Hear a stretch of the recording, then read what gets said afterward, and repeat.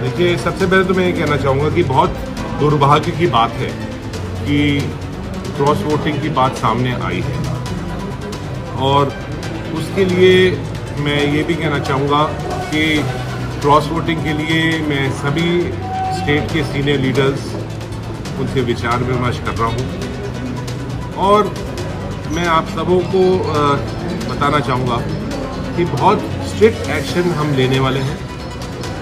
हमारे प्रदेश कांग्रेस कमेटी के अध्यक्ष श्री भूपेन बोरा जी को भी आज दिल्ली बुलाया गया है। इसके ऊपर हम बहुत विचार और विमर्श कर रहे हैं कि क्या इनके ऊपर एक्शन लेना चाहिए, इनका किस तरह से आइडेंटिफिकेशन होना चाहिए, क्योंकि इनने सिर्फ कांग्रेस पार्टी ही नहीं लेकिन पूरे असम की जनता को बेच दिया है। जो उनने अपनी कॉन्स्टिट्यूंसी के लोगों ने जिन्हें उनको वोट दिया है उनके साथ विश्वासघात किया है। लेकिन जहाँ तक बातें सामने आती हैं ऑपोजिशन की, AIUDF तो 100% भारतीय जनता पार्टी की बी टीम बन चुका है, तो उनके तो सारे के सारे वोट भारतीय जनता पार्टी को गए। हमारे यहाँ 4 हो सकते हैं, 5 हो सकते हैं, 6 हो सकते हैं ज़्यादा से ज़्यादा। इन लोगों का क्रॉस वोटिंग की बात सामने आई है, उसके ऊपर हम स्ट्रिक्ट कार्रवाई करेंगे, और आसाम की जो आम कार्यकर्ता है उसका एक विश्वास कांग्रेस पार्टी की लीडरशिप और कांग्रेस पार्टी का जो लेजिस्लेटिव पार्टी है, कांग्रेस लेजिस्लेटिव पार्टी का पूर्ण विश्वास रहे, इस तरह की व्यवस्था हम करने वाले हैं। उन सबों के ऊपर कड़ी से कड़ी कार्रवाई होगी। नाम आप बोल सकते हैं कि किन कौन कौन सा लोग आपको आइडेंटिफाई किया है? इसके ऊपर हमारा विचार विमर्श चल रहा है, क्योंकि आप जानते हैं कि इसके ऊपर सीक्रेट बैलेट है।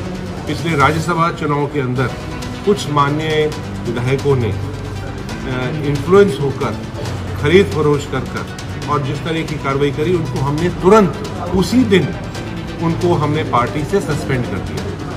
आपको लगा होगा, आपने देखा होगा, पहली बार ऐसा हुआ है कि 2 घंटे के अंदर अंदर सस्पेंशन के आदेश जारी हो गए। इसी तरह से, लेकिन मैं ये भी बात कहना चाहूँगा इस मौके पर कि अगर कोई गलत करता है, क्रॉस वोटिंग करता है, चाहे वो सीक्रेट बैलेट ही क्यों ना हो, लेकिन ये बात ज़्यादा समय तक छुप नहीं सकती है, क्योंकि उसकी जो व्यक्ति के एक्शंस होते हैं वो सामने अपने आप आ जाते हैं।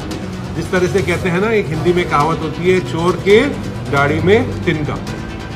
कहीं ना कहीं उसके एक्शंस के सामने उसकी बात आ जाती है। तो सीएम ने दावा किया है कि 15 से 16 वोट हुए, आप लोग बोल रहे हैं कि 5 to 6।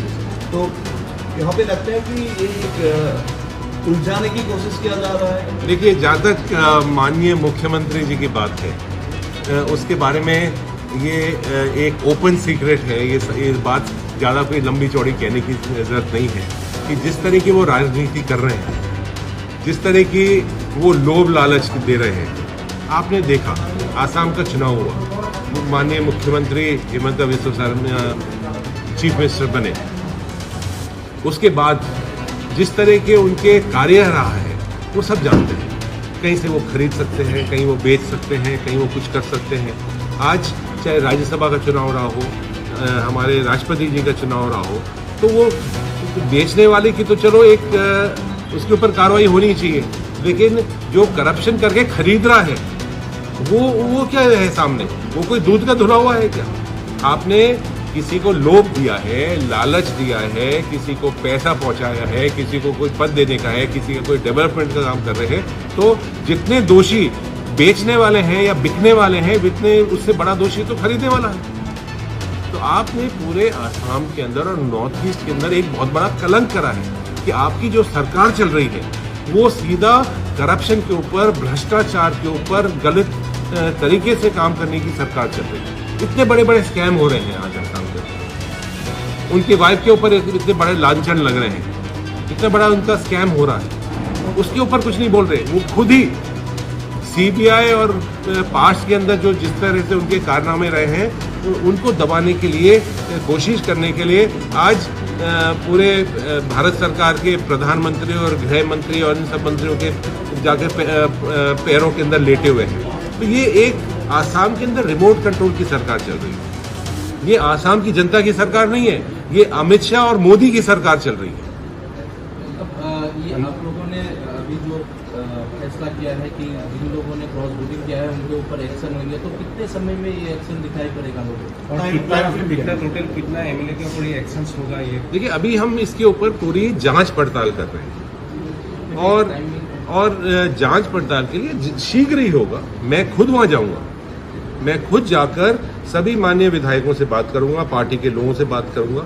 इससे सबसे बड़ा जो हमें दुख हुआ है इसका, हम सबों को तो हुआ ही है, हम सब यहाँ, मैं यहाँ का इंचार्ज हूँ तो मुझे भी एक बहुत बड़ा सदमा पहुंचा है। लेकिन जो एक आम कार्यकर्ता है पार्टी का, उसका कहीं मनोबल उसके अंदर गिरा है और उसका आज जो मेरे लिए सबसे अहम व्यक्ति है वो आम कार्यकर्ता है कांग्रेस पार्टी का। मेरे लिए कोई लीडर और ये सब अपने स्थान पर हो सकते हैं, लेकिन मेरा जो लीडर है, वो जो बूथ पर बैठने वाला जो व्यक्ति है, कांग्रेस पार्टी का झंडा उठाता है, वो मेरे लिए सबसे बड़ा लीडर है। उसका मान और सम्मान मैं सबसे आगे रखूंगा। नेम मिल गए हैं आज आपके पास जो सस्पेक्टेड एमएलए है, उसका कुछ मेरे पास कुछ शक के दायरे में आए हुए हैं लोग हैं। इस प्रेस वार्ता के दौरान उचित नहीं रहेगा कि मैं किसी का नाम यहाँ करूं, लेकिन मुझे उसके लिए पुष्टि करने के लिए मुझे कुछ और कार्रवाई करनी पड़ेगी। मैं जब मुझे पूरी पुष्टि हो जाएगी उसके ऊपर मैं कार्रवाई करूंगा। आखिरी सवाल, पंचायत इलेक्शन आने वाला है नेक्स्ट असम में, तो क्या कांग्रेस कोई नए स्ट्रेटेजी के साथ आएगी? क्योंकि पिछले जो चुनाव हुए उनमें बीजेपी से वो बहुत पीछे रह चुकी है। देखिए, अभी पंचायत चुनाव बहुत शीघ्र आने वाले हैं और पंचायत चुनाव के अंदर कांग्रेस पार्टी, आप देखेंगे कि बहुत ही अच्छा रिजल्ट सामने आएगा कांग्रेस पार्टी का। और इसलिए आएगा कि पिछले 1.5 साल की जो सरकार रही है, 1 साल और 3 महीने हुए हैं इस सरकार को, इस 1.25 साल के अंदर इस सरकार ने जो भी वादे करे थे, जो भी चुनाव के दौरान इनने भाषण दिए थे, उसके बिल्कुल विपरीत काम किया है। आसाम का मान और सम्मान के ऊपर एक बहुत बड़ा ठेस पहुंचा है। तो जनता खुश नहीं है। आज महंगाई हो, आज रोजगार की बात हो, बेरोजगारी की बात हो, इंफ्रास्ट्रक्चर की बात हो, आज फ्लड के अंदर आप देखिए कितने लाखों लोग बेघर हो चुके हैं, लेकिन सरकार आराम से बनी हुई बैठी हुई है। कोई कार्रवाई इसके लिए, फ्लड्स के लिए नहीं हो रही है। तो सिर्फ सरकार आज ये काम कर रही है, अपनी जेब भरने का काम कर रही है, बड़े बड़े स्कैम कर रही है, बड़ी बड़ी कंपनियां, बड़ी बड़ी जो इंडस्ट्री के हाउसेज हैं उनको जमीन अलॉटमेंट का काम कर रही है। करप्शन, हर डिपार्टमेंट के अंदर करप्शन हो रहा है। ये आम जनता के सामने बात आई हुई है। तो सरकार ने एक बहुत बड़ी भूल कर इनके लोभ और लालच जो इनने बड़े बड़े भाषण दिए, उसके अंदर कई जनता बह गई थी। इसलिए चुनाव के अंदर है, जनता ने इनका असली चेहरा देख लिया है और आप अगले पंचायत चुनाव के अंदर देखेंगे एक बहुत बड़ा बदलाव आएगा। आप लोगों का मेन मुद्दा क्या होगा पंचायत चुनाव के लिए? देखिए, पंचायत चुनाव लोकल चुनाव होते हैं और लोकल चुनाव के अंदर जो हमारे लोकल मुद्दे होते हैं वो सामने आएंगे। तो हर क्षेत्र के अंदर एक लोकल मुद्दा होता है, वो सामने आया है। आज पंचायती राज को पूरे आसाम के अंदर और पूरे देश के अंदर खत्म कर दिया है।